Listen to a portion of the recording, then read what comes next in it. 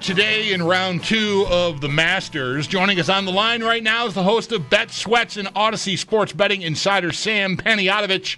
Insider calls are presented by BetMGM. Go check out all of the latest lines today on the BetMGM app. Also, be sure to catch Bet Sweats live 9 to noon on the newly rebranded BetMGM network and on the Odyssey app. Sammy P, what is shaking, my man? It's Nate and Chris in Buffalo. How are you? But you knew that already. What's up, man? Boys, happy Friday. I hate to admit this because I know you guys are going to be jealous, but I did just wake up from my first Masters nap of the weekend. Spectacular. You know you're in bad with how much you're interested in the golf that's on TV if it interrupts your nap routine. Like for me, between like noon and 1 or 1 and 2, most days, there's 10 minutes in there for me to hit the couch, and that's it. But I've had the golf on both days, and I'm trying. I'm like, okay, I'm not looking at it. I can hear it. That's fine. It's relaxing. Eyes closed. Somebody does something, and I'm side-eyeing the TV, and then I'm rolling over, and then I'm just up. There's no nap. The weekend, I like my chances, but workday has just been tough. But congratulations on the early Masters nap, Sam. We're all very happy Thanks, for you. buddy. Yeah, I had a sandwich the size of my head, and then I was fighting it. You know when you fight it? It's always better when you fight the nap. Maybe after a couple of Benadryl, too, you just fight it. Yes. And then you wake up and you look at the odds screen because, a lot of people look at the leaderboard, and I understand that. I look at the betting board because that tells me what I need to know. And I check it right now. So Scheffler's favored 5-2, Rory 380, DeChambeau 4-1, and then Justin Rose at 10-1. So we got a 3-horse race right now, at least according to the odds. And I don't freebase the Bulldog. I imagine if I did, that would be like betting Rory McIlroy. I mean, this guy's been alive, dead. It's been a remarkable 2 days. It's crazy to think that he still has 2 more rounds to go. I thought he was dead yesterday, and then he just goes on an absolute tear today. I still don't know how he hit that shot out of the woods, basically resting on the back of a tree, and he puts it 6 feet from the cup. He's a sensational guy, but I know Gary's a big Rory guy. I'm still waiting for the other shoe to drop. You know what I'm saying? Yeah. Well, we're glad that he's done playing, because Zach had issued an edict that we were only to refer to him as the golfer from Northern Ireland today, because as he was finishing up yesterday, as he was walking to the 15th tee, I was talking to one of our guys who's the host, one of the hosts of a golf show that airs on Saturday mornings here, and he's also one of our Sabres hosts, and Brian Colesdeal's his name. And he and I were both talking about how, boy, Rory's it's mistake-free. It's really good. This is different for him. Usually he's kind of messy at the beginning and then finishes strong and just not strong enough to get back into real contention. Like, this has been mistake-free. And Brian says, and he's going to 15, one of the easiest holes on the course, so there's a birdie opportunity. And what happens? Double there, double on 17, goodbye -4. So we were not going to be allowed to use his name while he was still playing. But he's done, and he's in with a 66, so he's safe. Okay, Rory. You bring up that shot yesterday. That's when he's going for eagle on the chip, and it does really get me because I find myself guilty of this too. I'm sitting there, I'm like, oh, this is an easy shot with crumbs all over my shirt on my couch, and then he puts it in the water, and I'm like, he sucks, like of course that's my reaction, but. Look, a lesser man would crumble after a round like that yesterday, where you were charging, you were right near the lead, and then you finished one under rather. He was -1 yesterday. Actually, he was even yesterday. He was even, right? Yeah, and 6 under today. So right there, and it really does feel like it's going to be a Sunday where once I wake up from my second nap of the day, it feels like it's going to be Scotty and Rory. And that's what you really want. You want the best to play the best to beat the best. And that's hopefully what we get.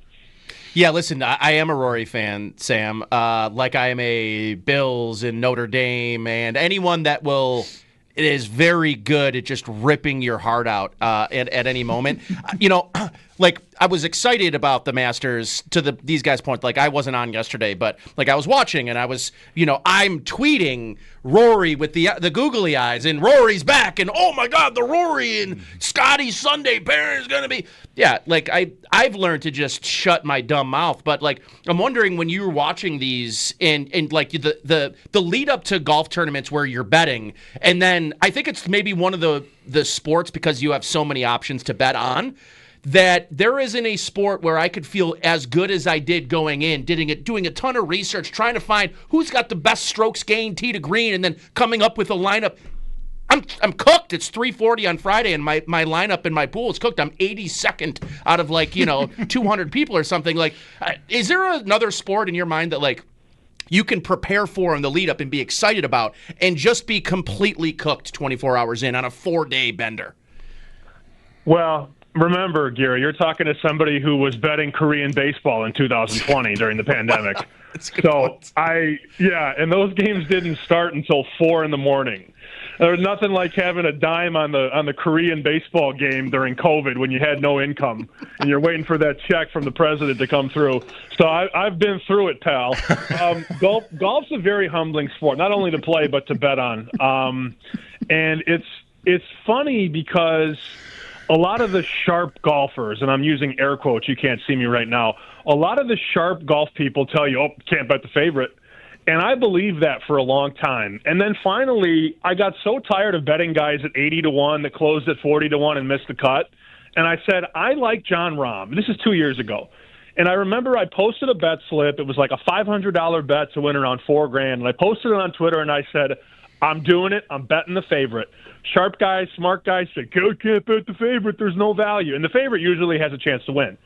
So all week I'm getting drilled for betting the favorite. And then the favorite wins, and people are like, the favorite, nerd. And it's like, you can't win. You can't win with smart golf gamblers. And my retort is, I'm done losing hundreds of dollars on guys like Corey Connors and guys like you get a good number and you beat the market, but they never win. These are the events, these 4 major championships. Go look through the records, guys. It's usually a really, really good to great golfer that wins these events. You mentioned the Korean baseball. There was some kind of basketball that would be live when I would wake up at 5 a.m. on a Saturday, and I have no idea even what the country of origin was. I don't know. Fine, let's just put a parlay together. Let's do it. Yeah, I don't even know what I'm doing. It's like on the nether regions of the app. Like it's like you press the wrong button and it's Pizzagate or something. Like I don't even know. They're just crazy stuff. But yeah, I'm glad you made it through that. How did you do betting Korean baseball? Korean baseball was a net negative, but I made up for it in Nicaraguan soccer. You think I'm kidding? No, those were the only. No, I don't. Those were the only. Well, right, you know me. We now. know, yeah. But those were the things that we had to bet because when we didn't have NBA or Major League Baseball or NHL, and obviously NFL didn't start until I think NFL finally came back later that fall. All these years run together, I guess. But we were betting, no joke, Korean baseball, Russian table tennis, and Nicaraguan soccer. And you had to get good at it if you wanted to win, because if you were bad at it, you ran out of money. What were those shows like? Yeah, you didn't have show. Did you have a show back then? No, I didn't have a job. I was in between jobs. There it is. No income. He's just feeding it to his wife, There it is. Tough days. Tough days. Sam Panayotovich, one of our Odyssey betting insiders, co-host of Bet Sweats on the West Her Hotline with us. So what are you on here as we get to the weekend? And what kind of action should people be looking for? Like we've talked about this a little bit before, not as it pertains to majors, but I like getting to Saturday and finding a guy. Now, this might be tough because this leaderboard is going to be so stacked. So it might be hard to find a guy that's going to charge from 4 or 5 shots back. But I've won a couple times on guys doing that, like Saturday early enough that you get lucky and you get there. How do you want to handle the weekend? If you're like, for instance, I've got 2 to win outright bets going. Alberg, who's obviously still very much alive here, and the other one is Robert McIntyre, who's dead in the water, probably not even going to make the cut. So if I want to pivot, what do I want to do tomorrow? R.I.P. Bobby Mack, dead in the water. I missed that. R.I.P. Flowers. Let's see. Well, he's still on the course, but he's 3 over. Like he's not. I know. Yeah, go ahead. I'm sorry. I thought you killed Bobby McIntyre for a second. I got really nervous, and I realized you meant he's not going to win the tournament.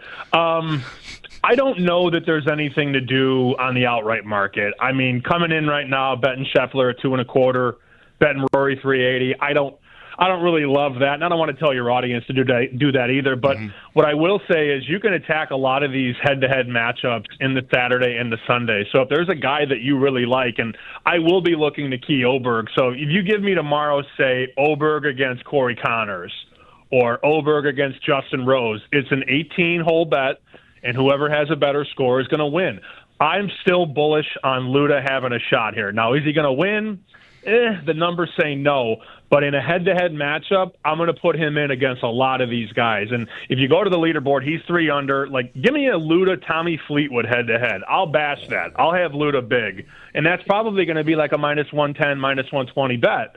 So that's a guy I'm looking at tomorrow. A guy I'm looking to fade is Morikawa. This guy, he's just so overrated to me. I'm sorry if anybody's a Morikawa guy. I am not one of those people. So maybe take this with a grain of salt. But I think he's going to flame out tomorrow. So if you give me a matchup, Morikawa against Hideki, Morikawa against Patrick Reed, I'll be looking to go against Morikawa, and I'll be looking to play Luda. I also have a really funny story. I hate when people say that. Let me tell the story first, and then you decide if it's funny. But last year, when Tiger made the cut, you could tell on Friday he was struggling physically. Like, he was playing well, but he was really struggling to even walk, let alone golf. We had a group of guys that were betting hole-to-hole props on Tiger, which you can do at certain books. So you could do it at BetMGM, other shops. They were live betting him to bogey every hole, Bulldog. And if you remember last Saturday at the Masters, Tiger shot a 10 over 82. These guys were just betting bogey, bogey, bogey, bogey, bogey, and made a killing on Saturday. I don't think you're going to be able to do anything like that this year, but imagine how free that felt to watch that guy try and go up and down the course and just betting him the bogey. He bogeyed half the holes. This sounds like a little mini version of my Tage Thompson hat trick bet business model. I'm just going to keep hammering the That's same also thing. elder abuse. I'm just going to keep hammering the same thing, and eventually I'm going to win out. Sam, I'm sure you devoted at least an entire segment on your show this week to my big win on Sunday night. We did discuss your bet. I thought you quit, but the best ones always come back, so congrats to you. I don't need the amount, but what was the price? Was that like 60 to 1 or something? No. What I did was I never do it just the hat trick alone. It's always been with the Sabres. If they're favored, then I go puck line, so -1.5, and I think they were like +140 or something on the puck line. Thompson hat trick was 5,500, and still that wasn't enough juice to get me to like 1,000 or 2,000 on a $20 bet. So I added in 2 Rasmus Dahlin points, and luckily I got all 3 of those things. So $20 paid almost $2,000. Oh, that's it. Now you're done. You're done. Yeah, on no, that for the year, yeah, right? I am done.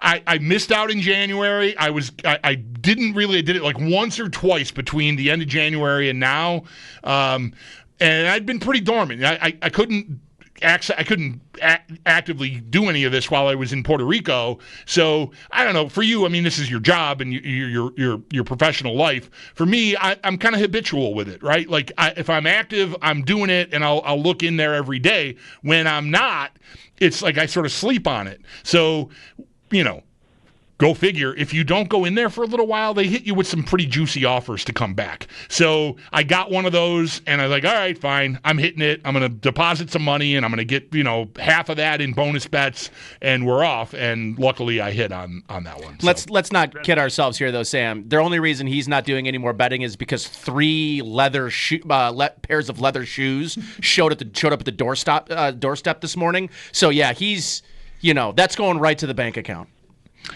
I can only imagine being a trader at that sports book, and those bets come in, and they go, "Yeah, we'll keep him. We'll keep him." Yeah, right. Yeah, we're going to be long term. Yes, definitely. Yeah, no, I am a dream for them because I'll go months without hitting on a parlay, but when I do, I win it all back. So turn the lights out when you hit. That's my by plan. the way, I know we're short on time, but I have a question for Geary.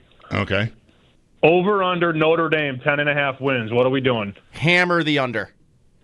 Under. Yeah, I don't know what they got at quarterback.